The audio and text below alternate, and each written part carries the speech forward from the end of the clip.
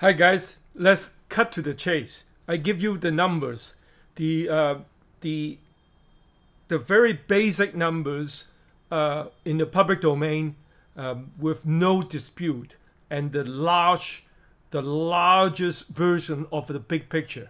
Okay, this is the historical chart of the turnout in U.S. presidential elections.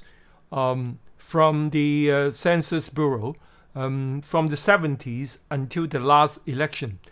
Well, you can see that the first chart is the percentage of the turnout as with the base as the registered voters. That means the people who have voted divided by the total number of registered voters.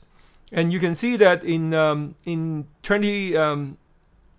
2016, we had around 86.8%, and we had a very high turnout when Obama won his first term as a black.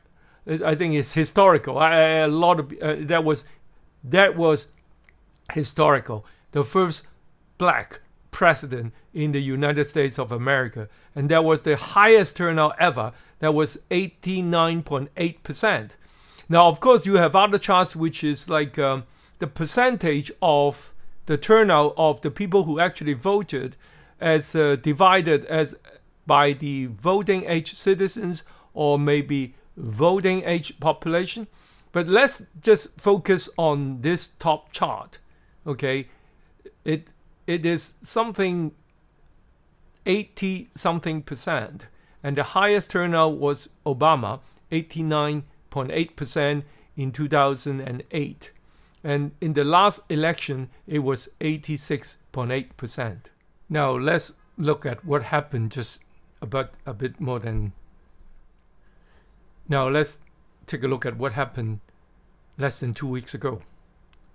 According to the latest numbers that are official, the total of the votes casted for Biden is 79,362,181, and the total number of votes casted for Trump is 73,511,299. Now, two others, Joe Jorgensen and the rest, we have a little bit more than 2.8 million. So that makes up a total of the votes casted for this election, this presidential election, is 155,705,736 votes altogether. Now, we have the last updated registered voters of 153,066,000 people registered. So the turnout is 101.7%. Of course, this is, no, I understand. And let me just tell you now. In principle, we can have a turnout that is larger than 100%.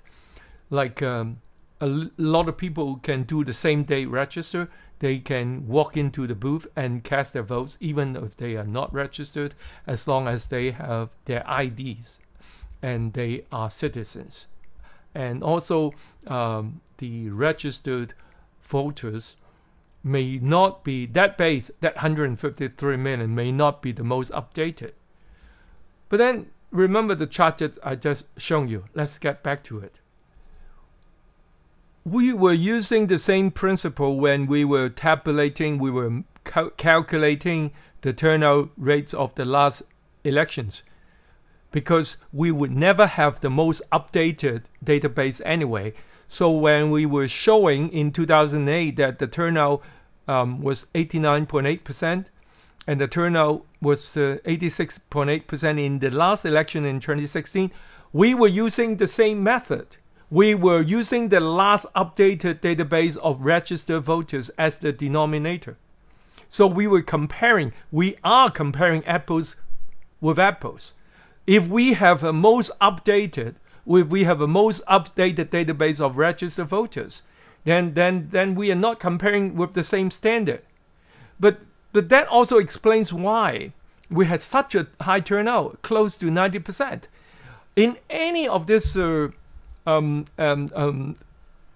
modern democracies, where a lot of people were just indifferent, and you don't have compulsory voting for all the citizens, the turnout rate would not be anything like 90%. The reason why they were so close to 90% was because they were using a not so updated a list of or number of registered voters. That's why it was so high.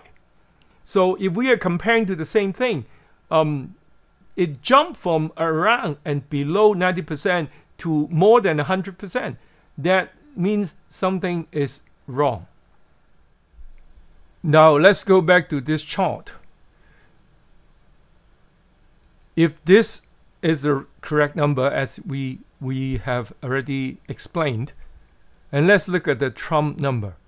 Donald Trump, the votes casted. I think this is, by all means, from what we have seen, most likely a slightly understated number. In other words, the actual people who have voted for him should not be less than 73 million.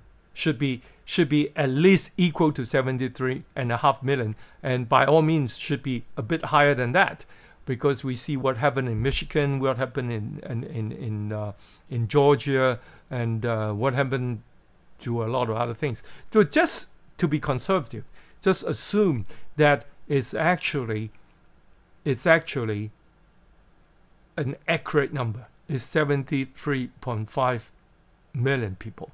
So let's do an exercise and assume also that that this registered voters as a basis we can use and reflect on the last election in 2016, and if we can do an exercise and say that sort of a calculation of the turnout would be around 89% or maybe 90%, or let's assume that is because the last one was 89%, and the first one, the last one was 86%, and the first election of Obama was 89%. So why don't we use 88% on that basis and work it backwards? Now this is where the fun is.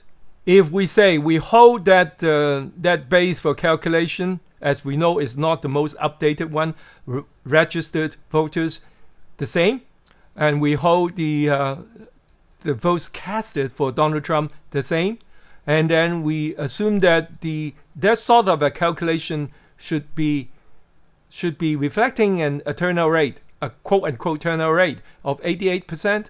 So the total votes casted should be 134,698,000.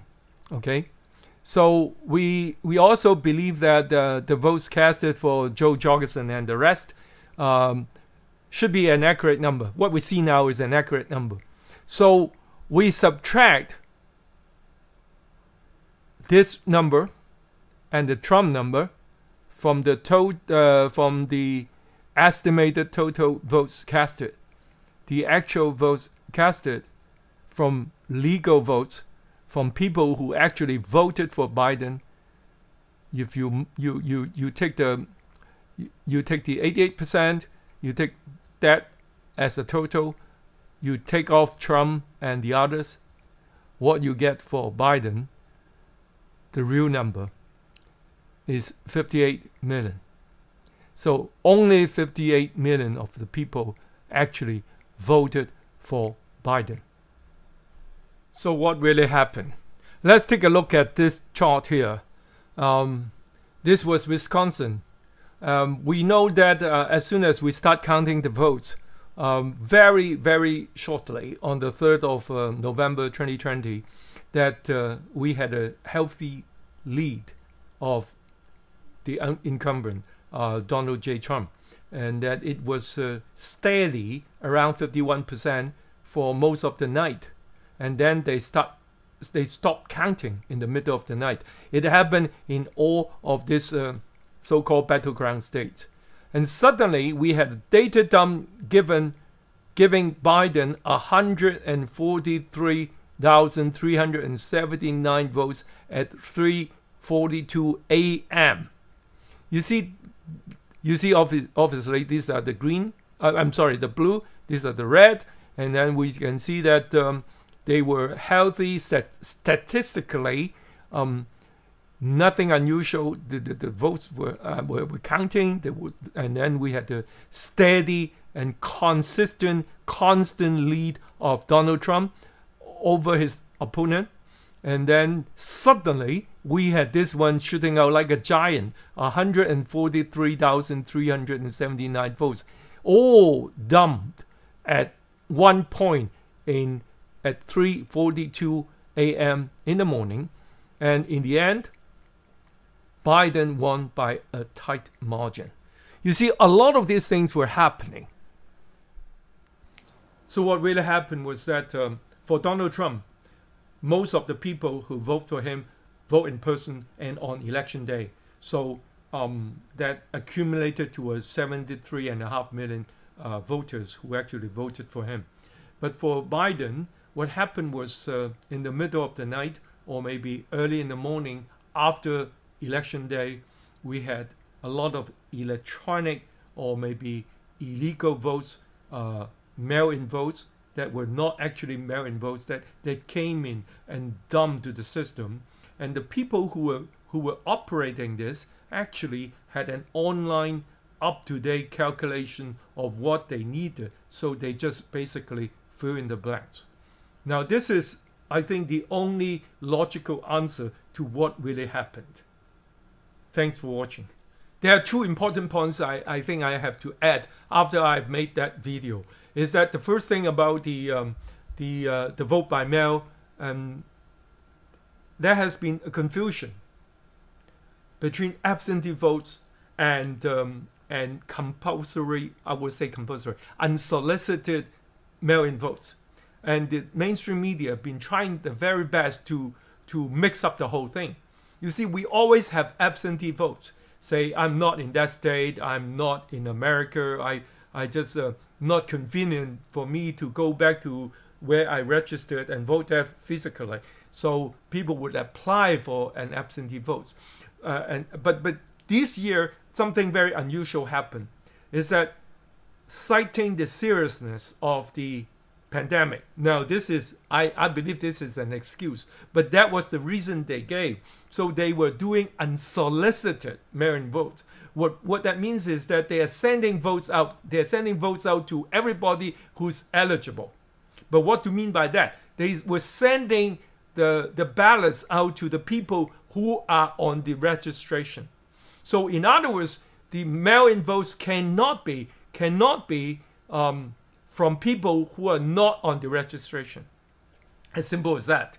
So you see that when you have that number that comes out, as I explained in the video, something is seriously wrong. And the other thing I want to make is that there has been a debate, and you can get into the data. There has been a debate about how they should count the votes, because you see that a little more than 2 weeks ago, the numbers were already piling in. The mail-in votes were already in the system. So if they open the ballot box, they start counting the votes on the 3rd of November, they can count simultaneously the mail-in votes and also the voting in person on the same day, right? They can count everything together. But they chose not to do that after a lot of debate. Mysteriously, they chose that, okay, let's count those that you take out from the ballot box. And only after the middle of the night, when everything stopped, then they start pouring in the so-called mail-in votes, the unsolicited mail-in votes that, in theory, could only be from registered voters.